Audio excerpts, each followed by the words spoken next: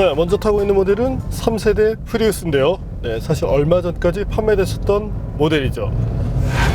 엔진 출력은 99마력, 네, 전기 모터 출력 82마력, 네, 시스템 총 출력 136마력을 발휘하는 것으로 알려져 있습니다. 참고로 엔진 토크는 14.5kgm인데요. 배기량이라든지 엔진의 어떤 형식 여러 가지를 봤을 때 네, 무난한 수준을 내고 있다고 볼 수 있겠습니다. 과거에도 저희가 테스트했었던 모델인데요. 당시의 승차감 그리고 네, 코너링 퍼포먼스에 대해서 지적을 했던 기억이 납니다. 현재도 이 쇼크가 들어왔을 때 차체 쪽에서 처리해주는 능력 부분에 있어서는 분명히 아쉬움을 보여주고 있습니다. 서스펜션 역시도 조금의 아쉬움을 주고 있는데요. 전류는 맥퍼슨 스트럿, 후륜에는 토션빔을 사용합니다.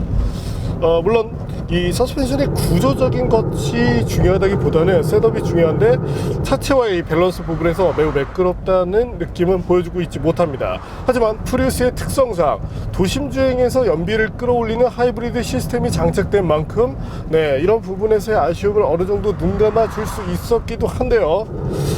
하지만 최근 트렌드에 맞춰서 본다면 특히나 최근 토요타가 캠리를 내놓으면서 페이스리프트지만 거의 풀체인지에 가까운 정도의 업그레이드 흔적을 보여준 바 있습니다. 때문에 4세대 프리우스에 대해서도 자연스럽게 기대가 되는데요.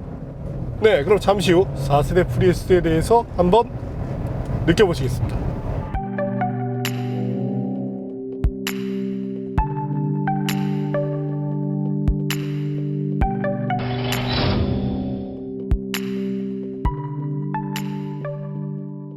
최초의 프리우스는 1997년 등장했습니다. 당시는 친환경 자동차에 대한 인식도 없던 시절입니다. 하지만 토요타의 판단은 틀리지 않았습니다. 20년이 지난 오늘 토요타의 하이브리드 자동차가 전 세계에서 900만 대 넘게 팔렸으니까요. 그리고 이제 대부분의 브랜드들이 하이브리드 라인업을 갖추고 있습니다. 그 중심에 프리우스가 있었고 현재는 4세대까지 발전했습니다. 저희가 일본에서 목격했던 1세대 프리우스입니다. 아직도 부식 없이 잘 다니죠. 2세대는 트라이앵글 실루엣이라는 디자인을 도입해 하이브리드 전용 차량의 디자인을 정립했습니다.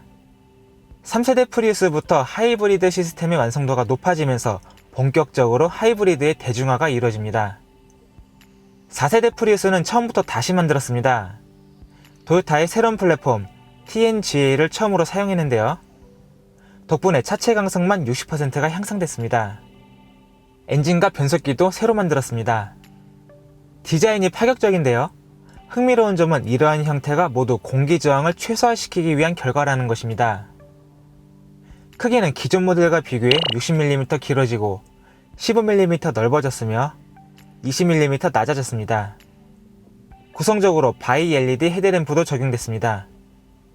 기존 3세대처럼 휠 커버도 마련되어 있습니다. 주차 때 빈번하게 발생하는 휠 손상을 막을 수 있다는 점이 좋습니다.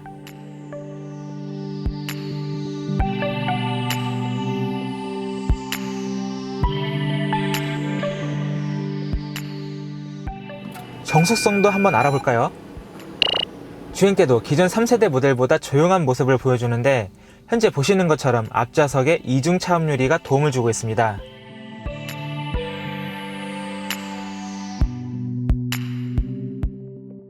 인테리어 배치는 기존 모델과 비슷한 구성입니다. 하지만 기존 모델과 비교해 고급화가 눈에 띕니다. 특히 촉각적인 만족감이 크게 향상됐습니다. 기어레버 주위와 콘솔 트레이는 흰색으로 처리했는데요. 토요타는 이를 도자기를 떠올리도록 표현한 것이라고 합니다.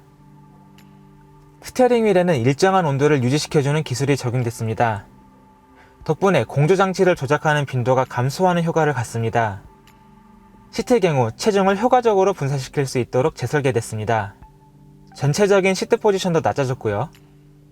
뒷좌석은 공간도 충분합니다. 덕분에 패밀리카로 이용하기에도 부족함이 없습니다. 시트 폴드도 가능하고요. 트렁크 공간도 넓어졌습니다. 배터리와 연료 탱크를 뒷좌석 시트 아래에 위치하도록 설계했기 때문인데요. 덕분에 기존 대비 56리터 확대된 502리터의 공간을 갖게 됐습니다.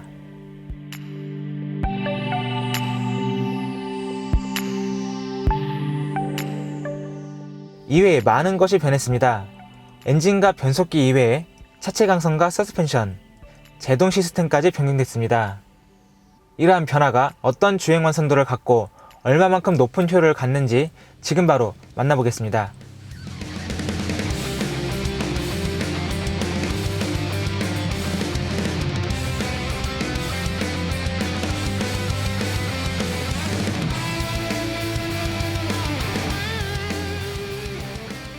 네, 지금은 4세대 프리우스에 타고 있습니다. 일단 분위기 자체에서 상당히 많은 변화를 보여주고 있는데요. 외적인 부분도 그렇지만 실내에서의 변화 역시 두드러집니다. 네, 현재 손에 잡히는 스티어링 휠의 형상도 변했고, 무엇보다 각종 정보를 보여주는 디스플레이 패널이 컬러 타입으로 변경된 것이 특징이라고 할 수 있겠네요. 내비게이션의 구성은 예나 지금이나 토요타가 잘하는 그런 부분 중에 하나입니다. 네, 우선 가볍게 프리우스 4세대 모델과 함께 달려볼까요? 엔진 배기량은 기존과 같은 1.8L를 고수하고 있습니다.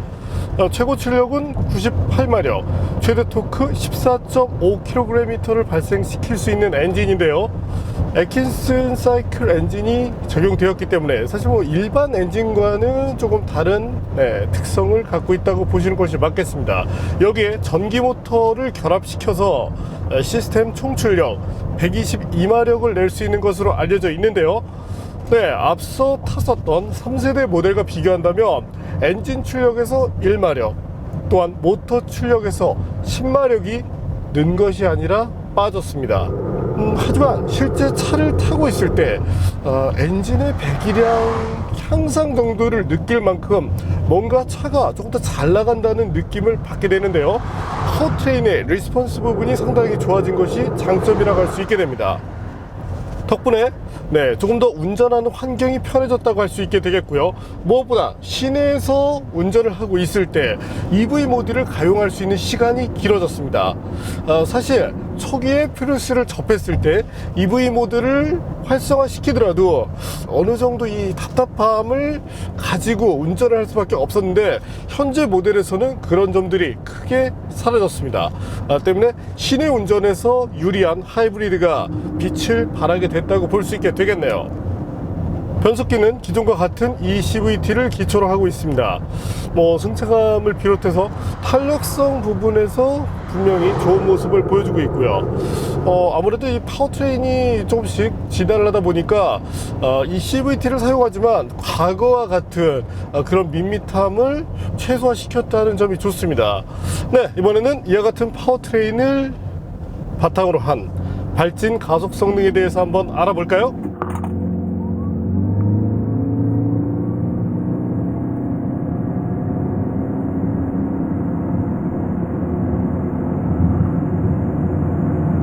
현재 보시는 것처럼 10.6초 정도를 마크해내고 있습니다. 기존 모델과 비교를 했을 때 사실상 같은 정도의 성능인데요. 수치적인 성능은 떨어졌지만 효율성을 올려주면서 동일한 성능을 유지해줬다는 점은 장점이라고 할 수 있게 되겠네요. 무엇보다 실제 차를 운영하는 입장에서 편안하게 파워트레인을 다룰 수 있다는 점이 좋습니다. 이번에는 프리우스의 제동 성능에 대해서도 한번 알아볼까요? 현재 보시는 것처럼 39m대 정도를 꾸준하게 마크해내고 있는데요. 하이브리드 카로서는 충분히 좋은 성능을 갖고 있다고 볼 수 있겠네요. 또 하나, 제동을 위해서 브레이크 페달을 밟을 때 사실 이 하이브리드 모델들을 접하다 보면 이 브레이크 계통의 이질감, 조작할 때 이질감이 상당히 큰 편입니다. 토요타 혹은 이제 렉서스가 그래도 하이브리드 모델을 많이 만들면서 그런 부분에 대한 이질감을 많이 줄여놓긴 했지만, 타사 모델들의 경우는 그런 점들이 잘 느껴지죠. 한 가지 재미난 것은 초기에 처음 페달을 밟는 그 시점에서는 일반적인 승용차들과 다른 느낌이 납니다. 하지만 일단 페달이 밟혀진 상태에서 쭉 지속하면서 제동 성능을 끌어낼 때 이때 이질감을 정말이지 최소화시켰다는 점이 좋습니다. 때문에 일반적인 승용 모델을 운전하는 것처럼 상당히 익숙한 환경에서 주행을 해나갈 수 있다는 점이 좋네요. 또 하나 이 배터리 충전 시간, 사실 하이브리드 시스템이 빛을 발하기 위해서는 빠른 시간 안에 배터리를 충전시키고 그 배터리로 하여금 EV 모드를 많이 활성화시켜야 되는데 그런 부분에서도 분명 이점을 보여주고 있습니다.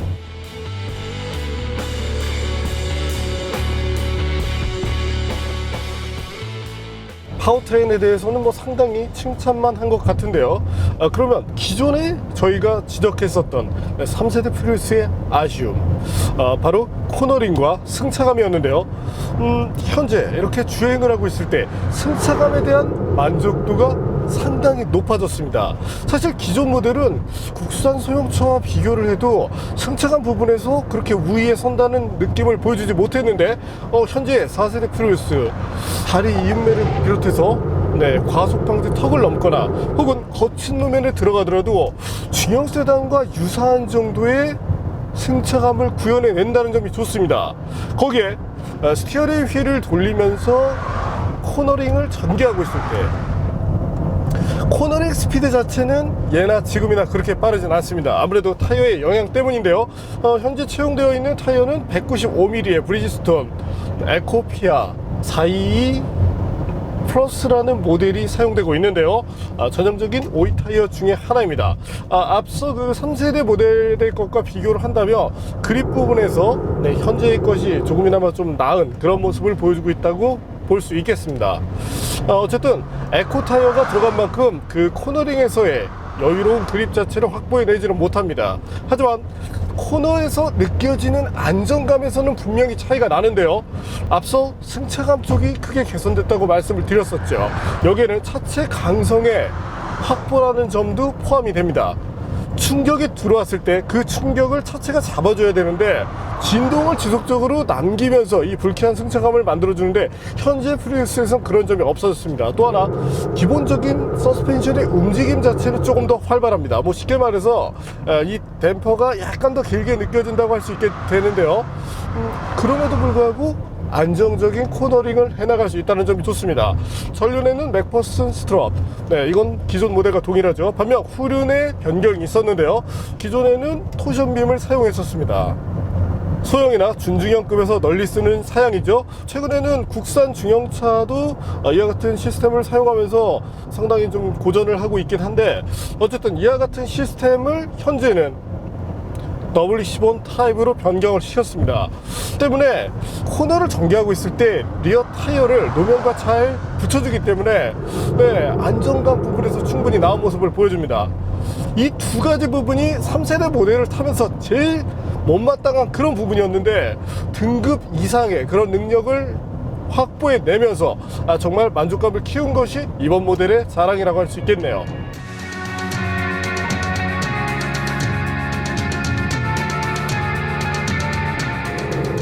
참고로 핸들링도 무난한 수준인데요. 초기에 스티어링을 가져갔을 때 민감하게 따라오진 않습니다. 이 부분은 이제 타이어의 업그레이드로 개선을 시킬 수 있겠지만 이를 제외하고 기본적인 차량의 움직임을 놓고 본다면 기존 모델 대비 충분히 나은 모습을 잘 표현해내고 있습니다.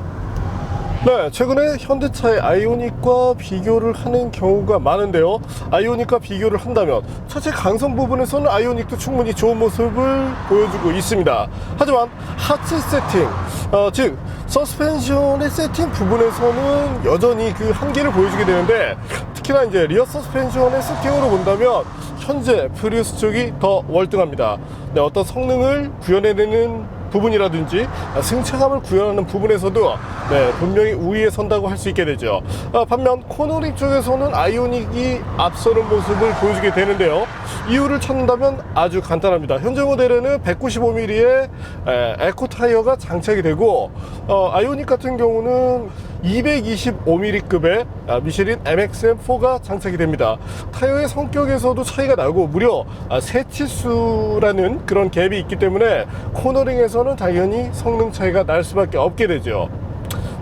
어떤 그 시스템에 대한 이런 것들을 비교했을 때 가속 자체에서는 사실 출력에서 앞서는 아이오닉이 빠른데 EV 모델을 전개할 수 있는 시간이 상당히 적죠. 때문에 하이브리드 카의 어떤 가치, 사실 누군가 전통적인 기술을 수십 년 동안 개발해서 사용을 하고 있는데, 네, 누군가 갑자기 나와서 이를 단시간 안에 잡아낸다. 사실 그런 경우는 매우 드물죠. 그러기 위해서는 많은 기술 개발과 노력이 필요해집니다. 때문에 현재 이 아이오닉과 어떤 프리우스를 동일선상에서 비교하기에는 상당히 좀 무리가 많아 보이고요. 단 뭐 가격적인 부분에서는 분명히 아이오닉이 낫긴 합니다.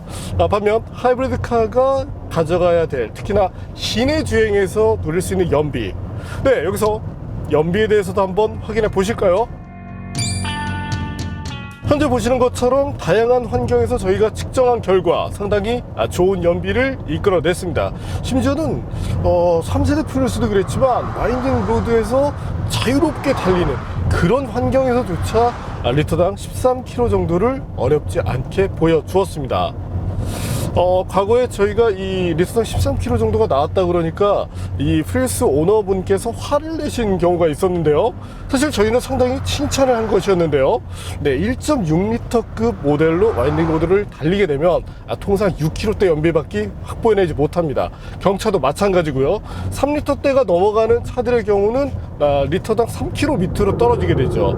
그와 같은 환경에서 무려 12에서 13 정도가 나온다는 거, 네, 상당히 경이로운 수준이라고 말씀드릴 수 있겠네요.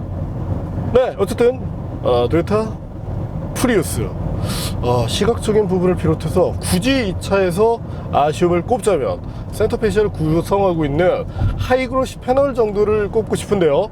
아무래도 오염에 취약하다는 약점이 있습니다. 이를 제외하고 사실 공간도 더 커졌고, 저희가 차를 테스트하고 나서 모여서 얘기를 할 때 이런 얘기가 나오는 경우가 있는데, 정말 괜찮은 차다, 이거 정말 이건 갖고 싶은데, 네, 토요타 프리우스도 이번에 그런 모델로 자리매김을 하게 되네요.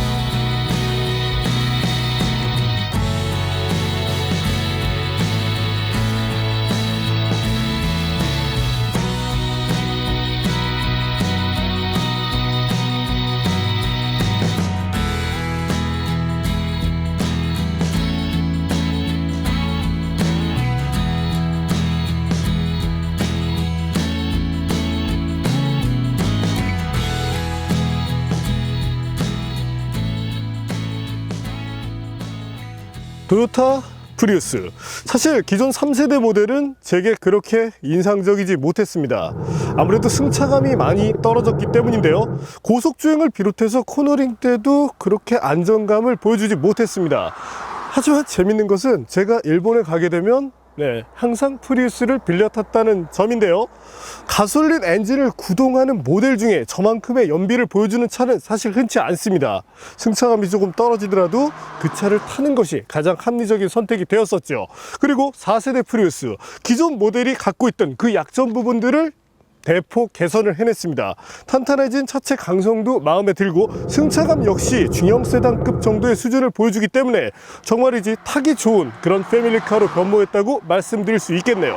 또 하나, 정숙성도 개선이 되었고 공간에 대한 매력 역시도 좋아졌기 때문에 정말이지 시내 주행을 비롯해서 패밀리카용으로 한 대 갖고 싶다고 욕심날 만한 차로 변모하지 않았나, 이렇게 생각이 되네요. 어쨌든 엔진의 효율성을 통해서 기존 잘하던 연비 부분을 개선해냈고, 실내외를 비롯한 다양한 업그레이드의 흔적이 바로 이번 세대 프리우스가 갖는 매력이라고 할 수 있겠습니다. 디젤 모델들이 한참 논란에 휩싸인 가운데 가솔린 모델이지만 여러 가지 장점을 가져갈 수 있다는 점, 바로 그 점도 경쟁력이라고 할 수 있겠고요. 네, 오늘은 토요타의 4세대 프리우스를 만나봤습니다.